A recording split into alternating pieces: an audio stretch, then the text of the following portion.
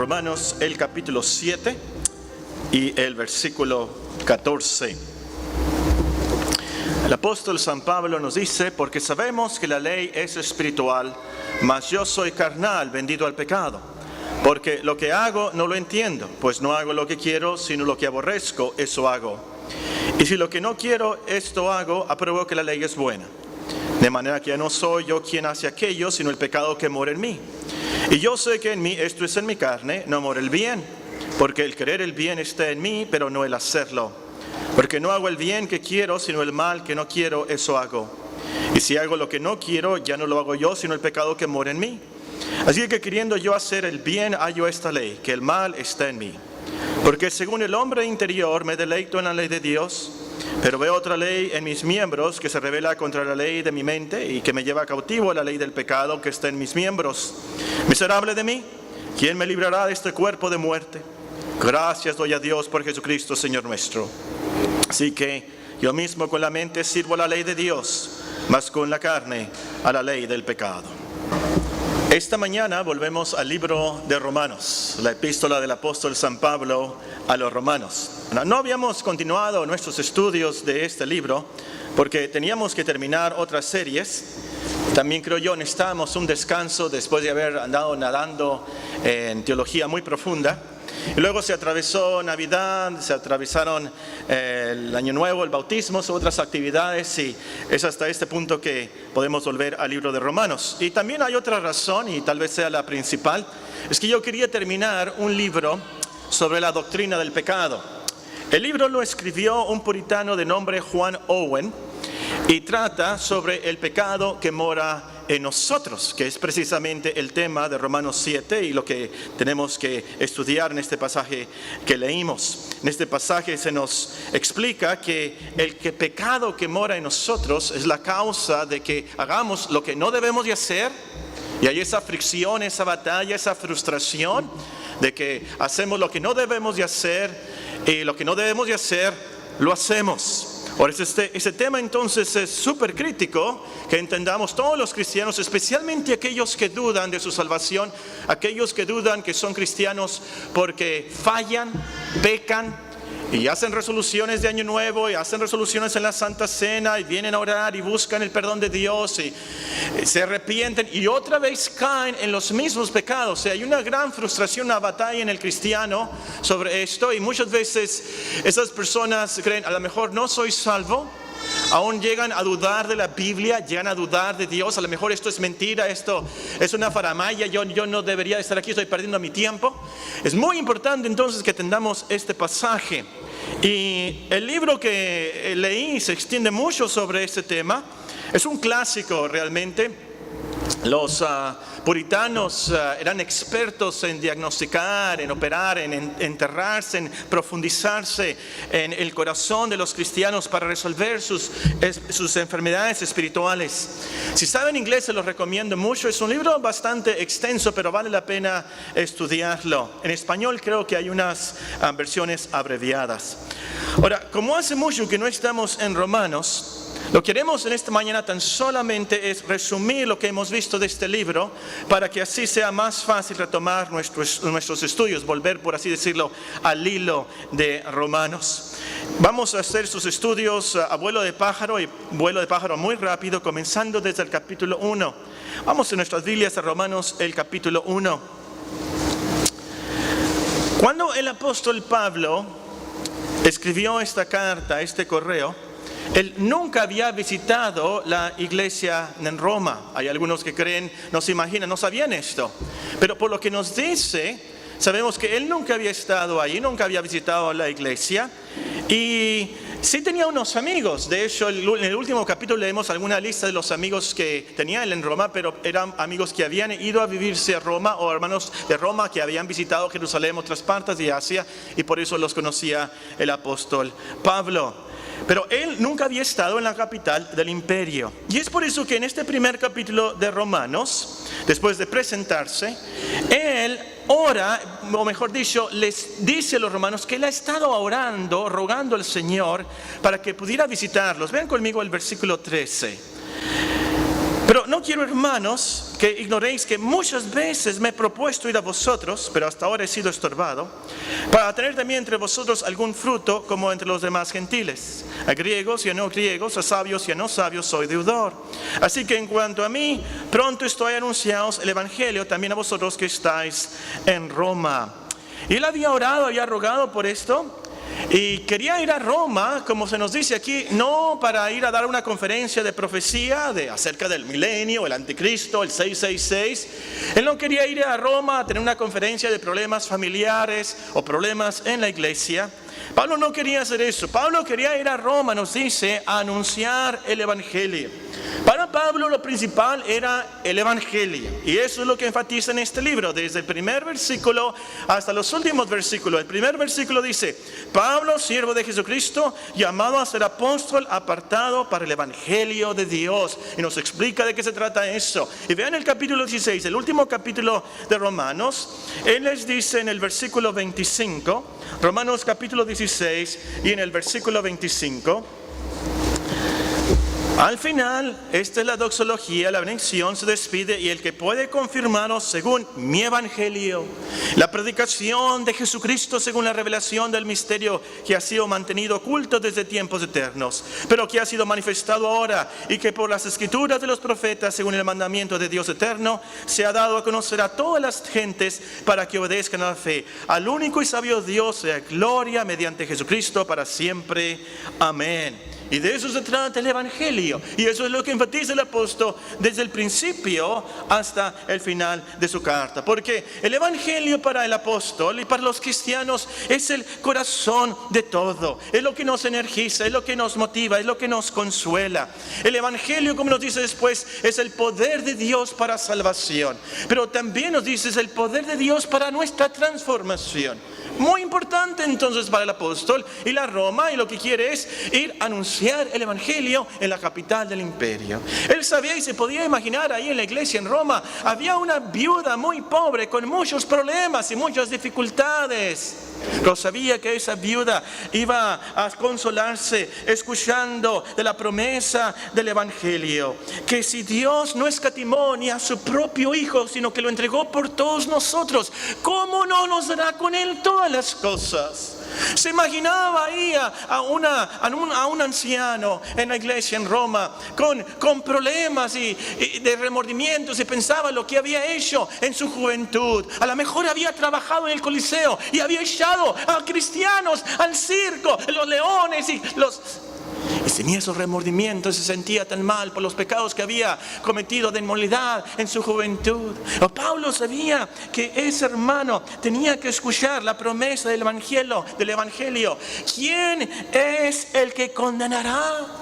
Cristo es el que murió, más aún el que también resucitó, el que además está a la diestra de Dios, el que también intercede por nosotros. Él quería ir a Roma a contarle a esos hermanos que tenían esos remordimientos de las promesas del evangelio. Ahí está una muchacha en Roma con una gran depresión espiritual. La habían violado. Y se siente tan mal y tan frustrada y tan angustiada. No sabe qué hacer, qué va a pasar en su vida. ¿Por qué ha permitido Dios esto? Pablo sabía que tenía que ir a Roma a predicar el evangelio. Un evangelio que garantiza el juicio de Dios y el castigo del malo. Romanos capítulo 2 y versículo 16. Un evangelio también que garantiza que a los que Dios aman, todas las cosas les ayudan a bien. Pablo por eso quería ir a Roma para predicar el evangelio, y por los cristianos, y también porque a lo último el evangelio es lo que más glorifica a Dios. Por supuesto, y es lo que vamos a ver en unos momentos. Lo más importante en la cristiandad, recuerden, no son los cristianos. Lo más importante en la cristiandad es Dios, su gloria. Y el evangelio es lo que más le da gloria a Dios. Ahora imagínense por unos momentos la iglesia en Roma. A lo mejor no tan grande como aquí, pero estaban reunidos en una casa, escondidos a lo mejor. Y ahí están los hermanos, los jóvenes, los niños, los ancianos. Y por primera vez escuchan del pastor la lectura de este correo. Iba a decir de correo electrónico, pero no tenía correo electrónico. Y es por eso que es tan extensa la carta a los romanos, porque no tenían correo electrónico y a lo mejor duraba años en llegarles la carta a los romanos. No era tan fácil así el correo. Bueno, el caso es que escuchan ahí por primera vez la carta a los romanos, la iglesia en Roma. Y entonces el apóstol Pablo va allí a predicarles el evangelio, las buenas noticias. Es lo que quiere que ellos escuchen. Bueno, entonces tenemos aquí un problema. El apóstol dice: voy a predicar el evangelio, pero buenas noticias, pero las personas que estaban ahí no sabían qué tan buenas noticias eran. Y para esto tenía que contarles primero qué tan pecadores eran ellos, y cuál realmente es su problema y cuál realmente era el peligro. Y es lo que nos enseña el apóstol en los siguientes pasajes, en los siguientes capítulos. Nos explica él que el problema a lo último de los romanos no era la falta de dinero, ni era falta de educación, ni el problema era alguna enfermedad. Y lo último, el problema de los romanos no era la muerte. Ese no es el principal problema de los humanos o de los romanos y de nadie de nosotros. El principal problema para el cual el apóstol quiere darle las buenas noticias es la ira de Dios. Vean el capítulo 1 y versículo 18. Romanos capítulo 1 y el versículo 18.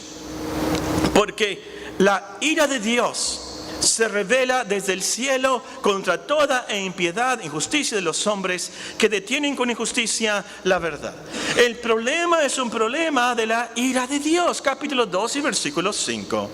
Pero por tu dureza y por tu corazón no arrepentido, atesoras para ti mismo ira para el día de la ira y de la revelación del justo juicio de Dios, el cual pagará a cada uno conforme a sus obras. Vida eterna a los que perseverando en bien hacer buscan gloria y honra e inmortalidad, pero ira, enojo a los que son contenciosos y no obedecen a la verdad, sino que obedecen a la injusticia. Tribulación y angustia sobre todo ser humano que hace lo malo, al judío primeramente y también al griego. El problema del hombre es la ira de Dios. El problema de los romanos es la ira de Dios. Pero ¿por qué está Dios enojado con nosotros? ¿Por qué Dios está airado con nosotros todos los días? Bueno, el apóstol nos da aquí 3 razones. La primera es que no adoramos ni le damos gracias a Dios como Él se lo merece. Capítulo 1 y versículo 21. Pues, habiendo conocido a Dios, no le glorificaron como a Dios, ni le dieron gracias. Pablo nos enseña en estos capítulos que nosotros sabemos de Dios, sea por la naturaleza o también por nuestra conciencia, como nos dice en el versículo 15 del capítulo 2. Pero en vez de glorificarlo como a Dios, en vez de darle gracias, de reverenciarlo, de obedecerlo, de alabarlo, nos volvemos idólatras. Nos dice en el versículo 23, capítulo 1 y versículo 23: cambiaron la gloria del Dios incorruptible en semejanza de imagen de hombre corruptible, de aves, de cuadrúpedos y de reptiles. Por lo cual Dios también los entregó a la inmundicia, a la concupiscencia de sus corazones, de modo que deshonraron entre sí sus propios cuerpos. Se volvieron idólatras. En vez de adorar al Creador, adoraron a la criatura. Qué terrible es esto. Por eso Dios está tan enojado, airado. Pero también en esa idolatría, en vez de glorificar a Dios, no tan solamente no glorificaron a Dios, pero se volvieron a glorificar a animales y luego hombres y aún materiales. Y en nuestros días también podemos ver esto, que en vez de glorificar a Dios, glorifican sus sentimientos carnales, glorifican animales, hombres, materiales. En vez de buscar a Dios, buscan dinero. En vez de buscar a Dios, buscan la vanagloria, satisfacción sensual. Nos emocionamos más con un carro nuevo que con la adoración del Dios eterno.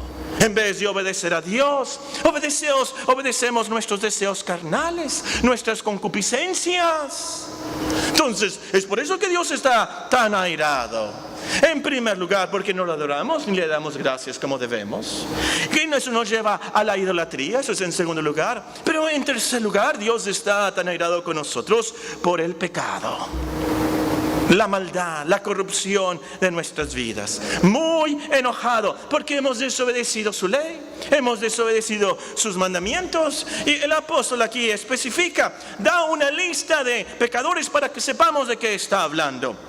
Menciona, comenzando en el versículo 26, a lesbianas, homosexuales, adúlteros, perversos, pero también materialistas, envidiosos, mentirosos, chismosos, orgullosos, desobedientes a los padres, desleales. Y ustedes pueden leer la lista y comenzando en el versículo 26.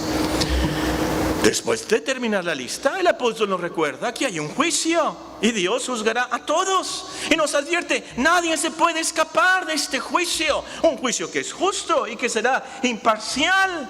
Y al final, unos recibirán gloria, inmortalidad, honra, paz, pero otros serán sentenciados a la ira, al enojo, a la tribulación, a la angustia por toda la eternidad.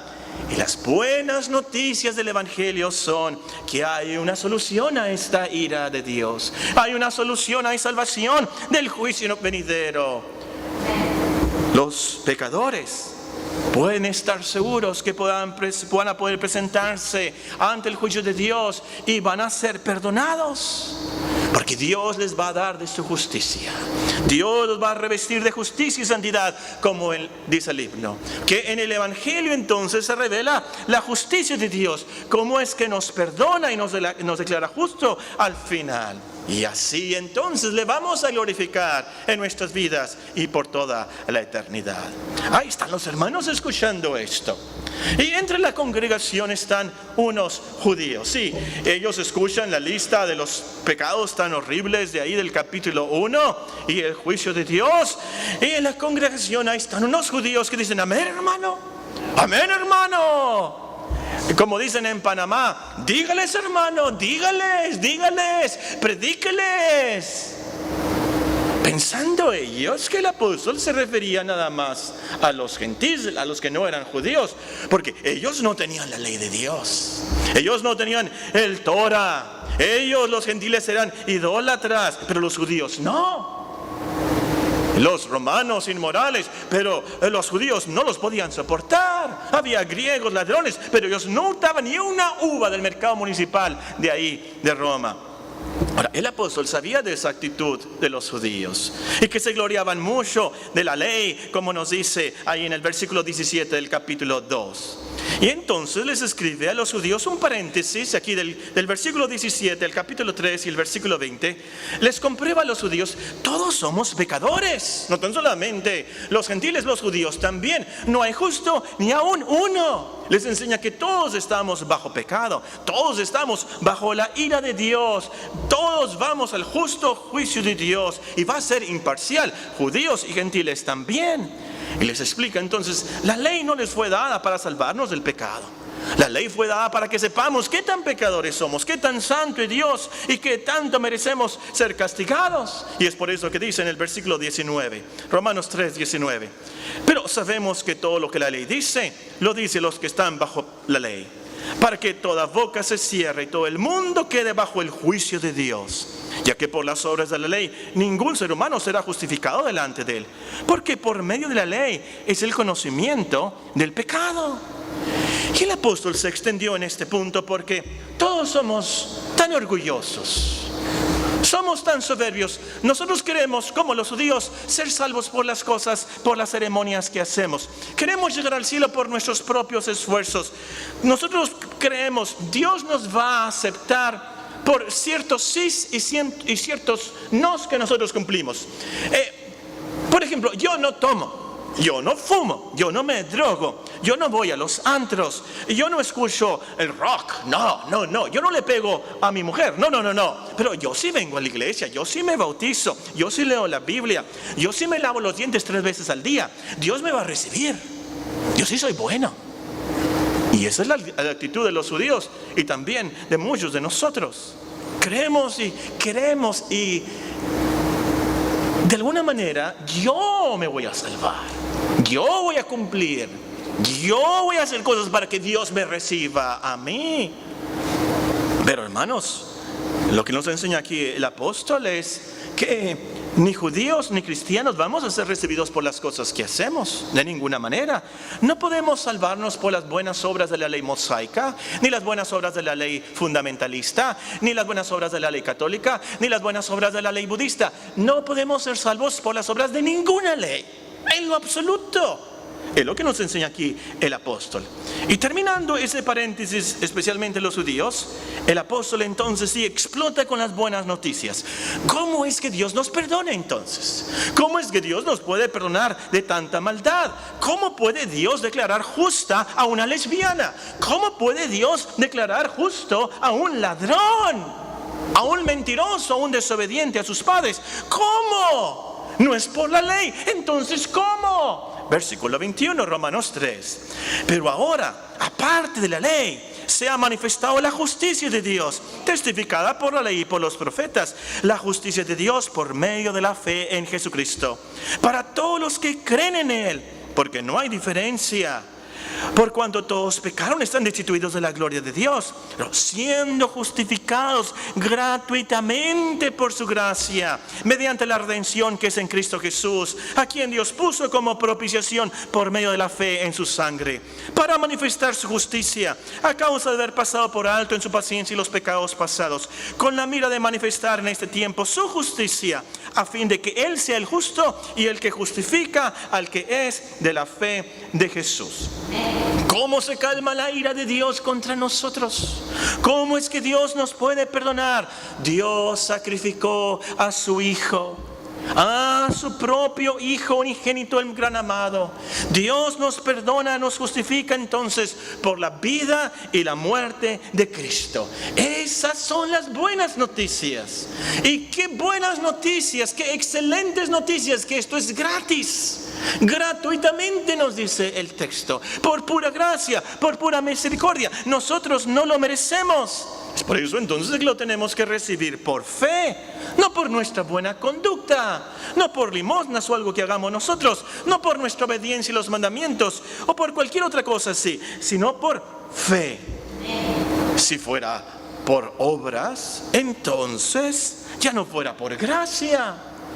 Porque Dios nos tuviera que pagar por esos méritos, por esas obras que hicimos. Tienen que ser por fe. Para comprobar esto, le da el ejemplo de Abraham en el capítulo 4. Vean el versículo 1. Romanos capítulo 4 y el versículo 1. ¿Qué pues diremos que halló Abraham, nuestro padre, según la carne? Porque si Abraham fue justificado por las obras, tiene de qué de gloriarse, pero no para con Dios. Porque, ¿qué dice la Escritura? Creyó a Abraham a Dios y le fue contado por justicia. Pero el que obra, no se le cuenta el salario como gracia, sino como deuda. Mas al que no obra, sino cree en aquel que justifica al impío, su fe le es contada por justicia. Como David, también David habla de la bienaventuranza del hombre a quien Dios atribuye justicia sin obras, diciendo: bienaventurados aquellos cuyas iniquidades son perdonadas y cuyos pecados son cubiertos. Bienaventurado el varón a quien el Señor no inculpa de pecado. Y el ejemplo de Abraham es perfecto, porque Abraham fue el primer judío y él fue justificado, perdonado antes de ser circuncidado. El ejemplo es perfecto también porque nos enseña en este capítulo que Abraham fue un hombre de fe. Demostró tanto su fe que él creía que iba a tener un hijo aunque era de 100 años y su esposa era estéril. Y ustedes se pueden acordar de la historia. Pero Abraham creyó a Dios y creyó la promesa evangélica de que tendría un hijo y que su hijo, todas las naciones serían benditas, porque de Isaac nació nuestro Señor Jesucristo. Y de la misma manera entonces que Abraham por fe fue justificado, así nosotros, nos dice en la última parte del capítulo 4. Vean el versículo 22. Por lo cual también su fe le fue contada por justicia. No solamente con respecto a él se escribió que le fue contada, sino también con respecto a nosotros, a quienes ha de ser contada. Esto es, a los que creemos en el que levantó de los muertos a Jesús, Señor nuestro, el cual fue entregado por nuestras transgresiones y resucitado para nuestra justificación. Y aquí llegamos al capítulo 5. Aquí el apóstol nos enseña más sobre la justificación. Primero nos enseña sobre las fabulosas bendiciones de la justificación. Nos dice, justificados pues por la fe, tenemos paz para con Dios. Nos dice aquí, tenemos entrada a esta gracia en la cual estamos firmes. Tenemos esperanza en la gloria de Dios. Nos gloriamos, nos dice, en las tribulaciones que producen en el cristiano paciencia, prueba, esperanza. Por supuesto, no que nos gusten los problemas y las tribulaciones, pero sabemos que las angustias de la vida a lo último nos maduran, nos ayudan a desarrollar virtudes, nos dan esa fe para que perseveremos hasta el final. Y estamos seguros de esto, nos dice el apóstol, por el amor que Dios ha derramado en nosotros por su Espíritu. Un amor que fue demostrado en que, siendo aún pecadores, Cristo murió por nosotros. Entonces nos dice él, ya justificados así por su sangre, por supuesto que seremos salvos de la ira al final. Lo que nos dice en el versículo 8 y en el versículo 9. Y comenzando en el versículo 12 del capítulo 5, el apóstol se profundiza en lo que es la justificación. ¿Cómo es que Cristo, que vivió hace 2000 años, que fue perfecto y cumplió la ley de Dios, cómo es que su justicia puede ser mía, yo que vivo en el 2013? ¿Qué tiene que ver que Cristo haya muerto hace 2000 años en el Gólgota conmigo en el 2013? ¿Cómo es que se me perdona? Bueno, el apóstol nos explica, esto sucede de la misma manera que el pecado de Adán fue traspasado a tu cuenta, así de la misma manera la justicia de Cristo fue traspasada a tu cuenta. Vean el capítulo 5 y el versículo 17. Si por la transgresión de uno solo reinó la muerte, hablando de Adán, pues si por la transgresión de uno solo reinó la muerte, mucho más reinarán en vida por uno solo, Jesucristo, los que reciben la abundancia de la gracia y el don de la justicia. Así que, como por la transgresión de uno vino la condenación a todos los hombres, de la misma manera por la justicia de uno vino a todos los hombres la justificación de vida. Porque así que por la desobediencia de un hombre los muchos fueron constituidos pecadores, así también por la obediencia de uno los muchos serán constituidos justos. Antes legalmente estábamos en Adán, en otras palabras, pero ahora estamos legalmente en Cristo. Antes nuestro representante era Adán, ahora nuestro representante es Cristo. Y esto es súper importante que entendamos, hermanos, que ahora estamos en Cristo. Porque es porque estamos en Cristo que nosotros hemos muerto al pecado. Es porque estamos muertos en Cristo que ahora podemos obedecer a Dios. Eso es lo que nos enseña en el capítulo 6. En la primera parte, el capítulo 6 nos habla de esa unión con Cristo, como dicen los teólogos, esa unión mística. O como diría un agrónomo, un agricultor o un jardinero, ahora estamos injertados a Cristo. Hay un vínculo, estamos unidos a Cristo. Y por eso entonces en Él vencemos el pecado, en Él vivimos, en Él estamos bajo la gracia de Dios. Ahora, esto que estamos bajo la gracia de Dios y que se nos perdona todo, no significa entonces que podamos vivir como queramos. Dios me perdona todo. Ahora estoy bajo la gracia, ahora estoy en Cristo y no me va a pasar nada. Pues entonces me voy a drogar. Pues entonces me voy a robar el banco. Pues entonces ni siquiera voy a estudiar. ¿Para qué? Comamos y bebamos. Pues mañana morimos y Dios nos va a recibir. No. El apóstol nos explica, antes éramos esclavos del pecado, ahora somos esclavos de Dios. Antes, cuando no éramos perdonados, teníamos otras intenciones, otros deseos. Pero ahora ya perdonados, queremos y debemos amar y obedecer a Dios. Antes ser esclavos del pecado nos llevaba a la muerte, pero ahora ser esclavos de Dios nos lleva a la vida eterna. Versículo 20. Romanos 6:20. Porque cuando erais esclavos del pecado, erais libres acerca de la justicia. Pero ¿qué fruto teníais de aquellas cosas de las cuales ahora os avergonzáis? Porque el fin de ellas es muerte.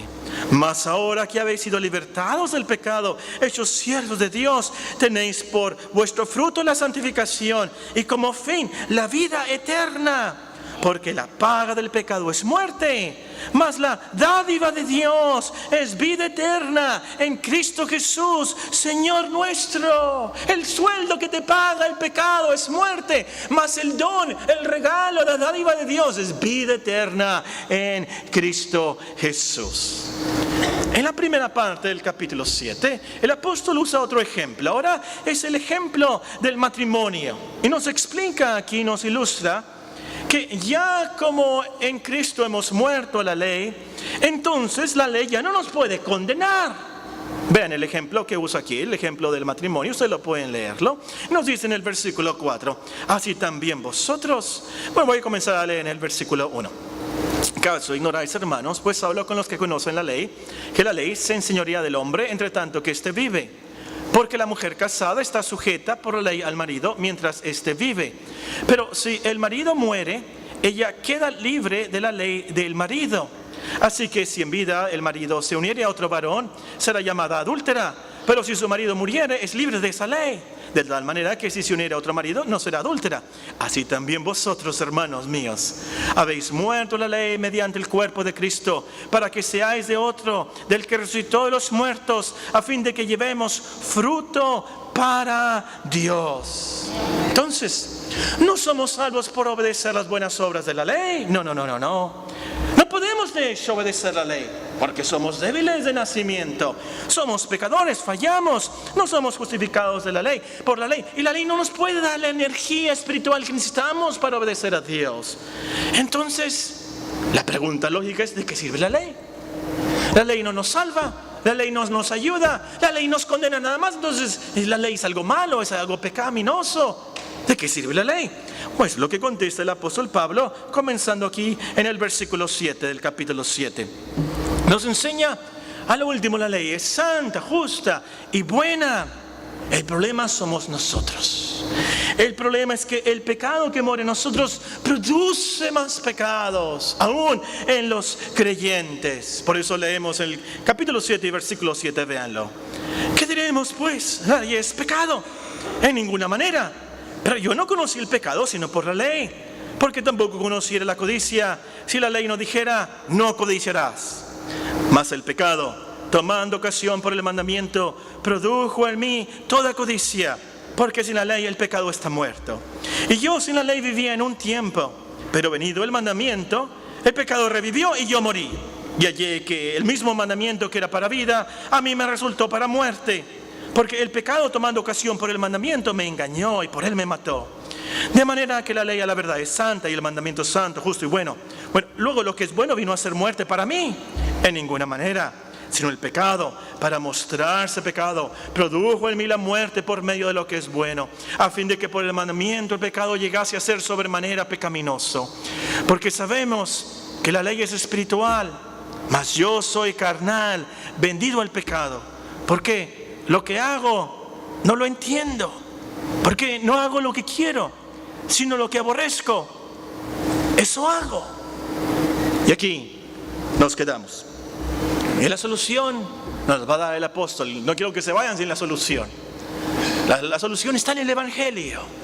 Él nos dice en el capítulo 8, versículo 1: ahora pues, ninguna condenación hay para los que están en Cristo Jesús. ¿Pero cómo es esto?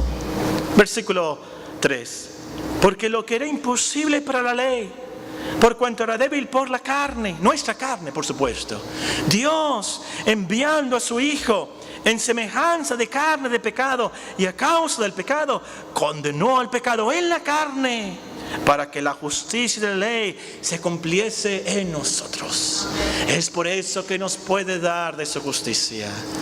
Es por eso que el Evangelio es poder de Dios para salvación a todo aquel que cree. Al judío primeramente y también al griego. Porque en el Evangelio la justicia de Dios se revela por fe y para fe. Como está escrito: mas el justo por la fe vivirá. Es por eso que el apóstol escribió esta carta. Es por eso que quería ir a Roma a anunciar el evangelio. Él sabía que los problemas de los romanos, los problemas entre los esposos romanos y los hijos y los padres romanos y los compañeros de trabajo y los compañeros en la escuela, los problemas del imperio a lo último no eran económicos, no eran políticos, no eran de sicarios, no eran de musulmanes. El problema a lo último era un problema de la ira de Dios. Y la única solución está en el evangelio. Las buenas y excelentes noticias que Cristo vino al mundo a salvarnos a nosotros pecadores. Gratuitamente, por pura gracia, sin nosotros merecerlo, Él se sacrificó en nuestro lugar. Él así calmó la ira de Dios. Dios entonces nos puede perdonar y revestir de justicia y santidad. El cristiano, y tú eres cristiano en esta mañana, tú puedes salir de estas puertas gozoso, alegre, sabiendo que Dios te ha perdonado todo. Los jóvenes estaban con nuestros hermanos Jacinto y Erika en su casa ayer y me platicaron que uno de los juegos fue: cuéntanos una cosa que nadie sabe de tu vida. Hoy, si me hubieran preguntado a mí, wow, ¿qué les hubiera dicho yo? ¿Qué les hubieras dicho tú? Si te hubieran preguntado, cuéntanos de algo que nadie sabe de tu vida. Ay, por alguien comentó, yo me robé, y yo hice esto, y yo... Es algo tan vergonzoso y terriblemente vergonzoso. Por supuesto, eso está en nuestra conciencia y no queremos que nadie sepa. Y ahí está el diablo con ese aguijón y picándonos, y ese pecado de la juventud, pecado de la infancia, pecado de ayer. Pero podemos salir de estas puertas gozosos, contentos. Hay paz. Justificados pues por la fe, tenemos paz para con Dios. Él sí nos perdona. Aunque las otras personas no nos perdonen a la mejor, Dios sí nos perdona. Y nos da de su justicia perfecta. Delante de Dios somos tan santos como Cristo es santo. Tan justos como Cristo es justo. Es por eso que nos recibe. Es la única manera que nos puede recibir. Y ese es el evangelio. Qué buenas noticias. Oremos.